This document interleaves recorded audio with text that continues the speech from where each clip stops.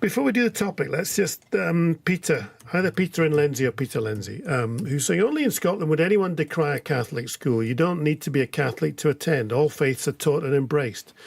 As for cost, these kids still have to be taught somewhere. Some people, it seems, should maybe think it through. It would mean bigger and more state schools taking away these schools. Bigotry's taught in the home and the street. I've seen pictures of young kids marching in July in orange walks. This is not taught in non-denominational schools. Catholic schools throughout the world produce well-educated youngsters with no issues. And this is because on November the 21st, 1918, Catholic schools came under state control. Now, before the Education Act, they were built, paid for and maintained by the Catholic community. But a century on, do we still need these schools? Do we need any faith schools? The majority of Scots do not identify as religious. That was the 2011 census. Let's talk to Gordon McRae, the Chief Executive of the Humanist Society of Scotland, and also Christopher McLaughlin from Catholic Voices. Hello to both of you. Good afternoon. Good afternoon.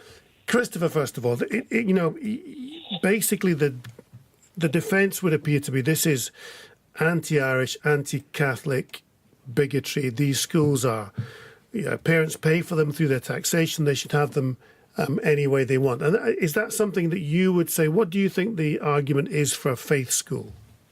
Well, the argument for faith schools really is threefold. The first is that a substantial number of parents want them, and parents are the primary people who should be considered when taking into account the education of their children.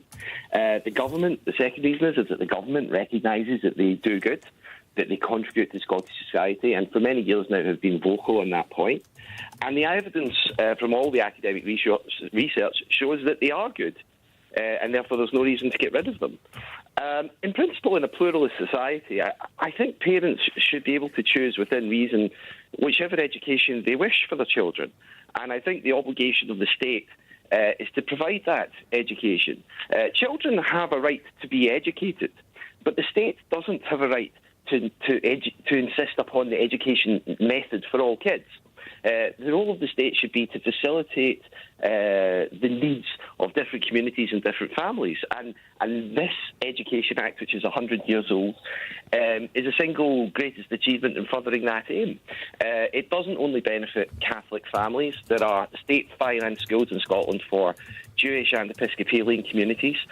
And the term non-denominational means that any religious group, including, for example, the group that Gordon represents, is entitled to found a faith school of their own if they wish. The 2010 Equality Act specifically says that religion as a protected characteristic includes non-belief systems as well. And Gordon's organisation does a great many marriages in Scotland. They are licensed celebrants for the purposes of conducting civil marriages. So they would be perfectly able, if they wish to set up a school of their own if they wished. And I would be perfectly happy to help finance it. Gordon, the argument then Christopher's making is 1, parents want them, 2, they do good, 3, they are good, and 4, the Act is the single greatest achievement. Well, I think there's a lot of misunderstandings about the basis of Scotland's education system. It's important to remember that all schools in the state system are faith schools of one type or another. Non-denominational doesn't mean non-religious. There is an effective ban on non-religious schools in Scotland. By that, and Kay's quite right to say there would be no legal barrier to humanists as a group opening their own denominational, not non-denominational, it would be a denominational school under the Act. But we think that would be regrettable. We think we should acknowledge that Catholic education grew out of the deep-seated bigotry of 1918. But this is 2018, and I think it's deeply regrettable that over the last 100 years we've not been able to challenge the dominance of the default setting of the Christian Protestant side, and we've relied on denominational schools to facilitate the needs of Catholic and some other faith groups as well. We think it's time in 2018 to focus on what's good for the children. The best thing for children is good quality schools. We would shut no school, but we would make sure that all schools are open to to all faiths and none, and that there's no religious instruction in one faith within those schools. We think that is a more inclusive way of ensuring schools fit for 2018. Well, Christopher, we've had lots of texts saying, it should be down to parents. If they're practising Catholics, they should teach their children at home and take them to chapel on a Sunday. It's not for the school to do that. And a lot of parents who actually were brought up Catholic, send their children to Catholic schools, don't in fact practice. So isn't that an argument to suggest that it should be the families, it should be the churches and not the schools, as some of our listeners have been saying? Well, Catholic social teaching is very clear that parents are the primary educators of their children, and what really should exist is a partnership in an ideal Catholic world between the family, the school and the parish. Now, if one side of that is falling down, for example, in the home, that suggests to me that, if anything, there's more need for a Catholic school than there was before, not less.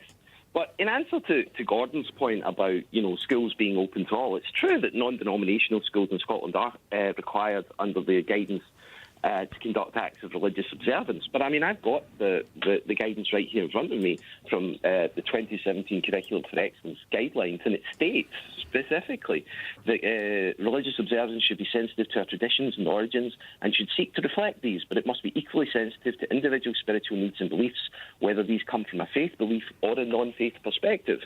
So the people who Gordon represents, those parents are perfectly entitled for any religious observance which takes place in a non-denominational school to reflect their needs.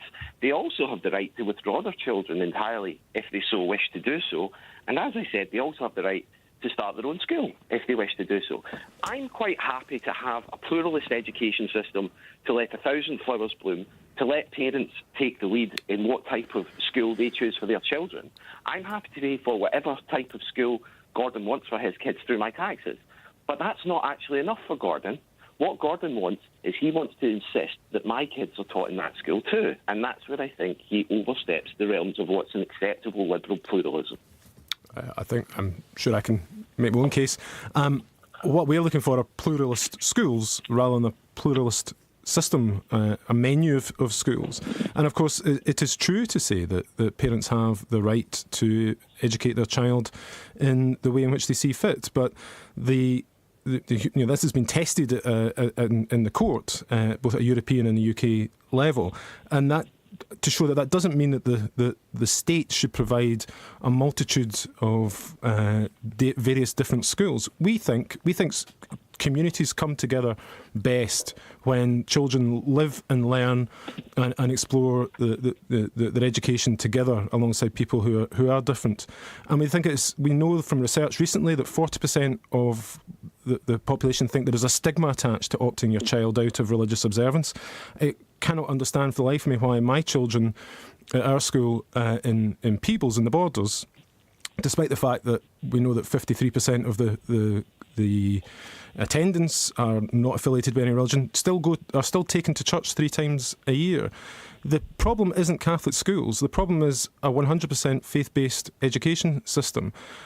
We think there are ways to include the many faith and belief traditions of Scotland within a school community, but that school community should be promoting bringing everyone together and not elevating one view over another.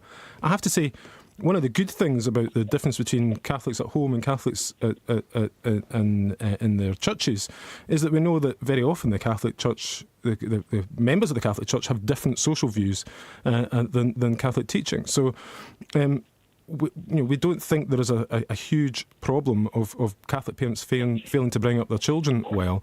We just think there's an opportunity here in 2018 to say, what are the schools that we need for the future? And we think pluralist schools with all faiths and none together, where no single faith is elevated above any other, and people can explore their own views on an equal basis. Well, Christopher, sorry, John, on you go. I was going to say, Christopher, what about the future then? Because the history was that the Irish community made these schools because they could maintain their faith, they could contribute to wider Scottish society, and it broke down fear and suspicion of the Irish. That was 100 years ago, though. Have things not changed since then? Yes, and they've changed largely because of Catholic schools. It's precisely because of the 1918 Education Act that Catholics were able to attain educational and then employment parity with the remainder of the population, in the first case around about mid-century and the second case around the mid-70s, about 25 years ago. So the reason why we have, to a very large extent, eliminated many of these institutionalised discriminations is precisely because of Catholic education. It's the thing that makes the system work. So the idea that we should now abolish it seems to me to be entirely regressive. It's a bit like taking some medicine and then deciding that you'll stop taking it because it's made you better. The other thing I would say is that the Catholic community in Scotland is by no means monolithic.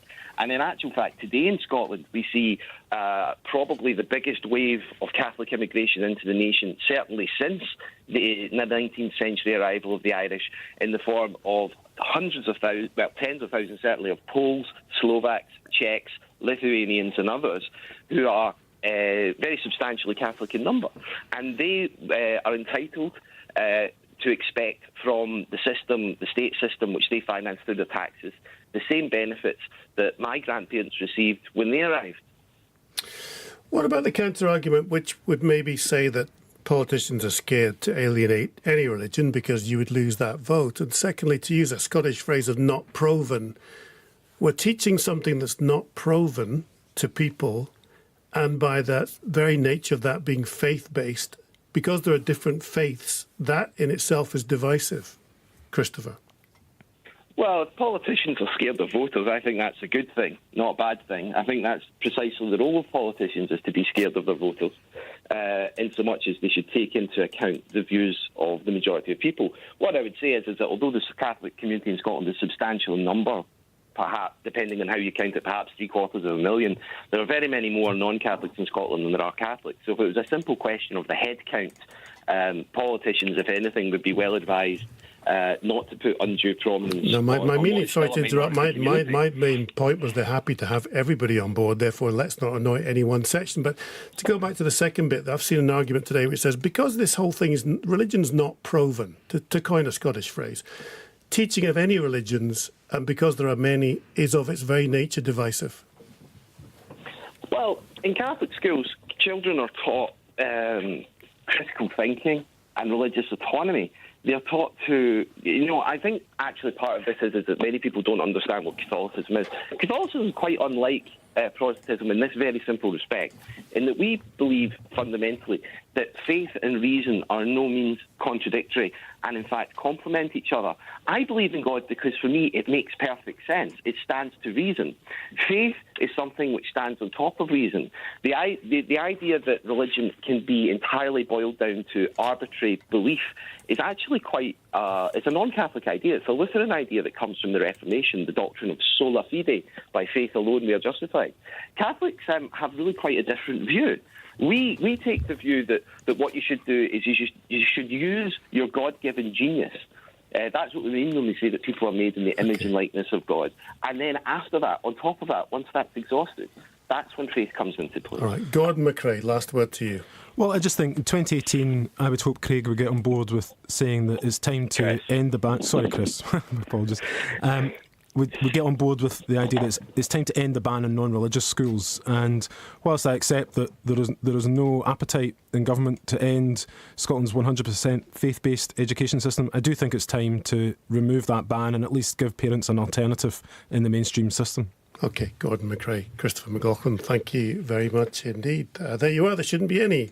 Well, I mean, two diametrically opposite views. Your views are, of course, welcome. 80295 is the text.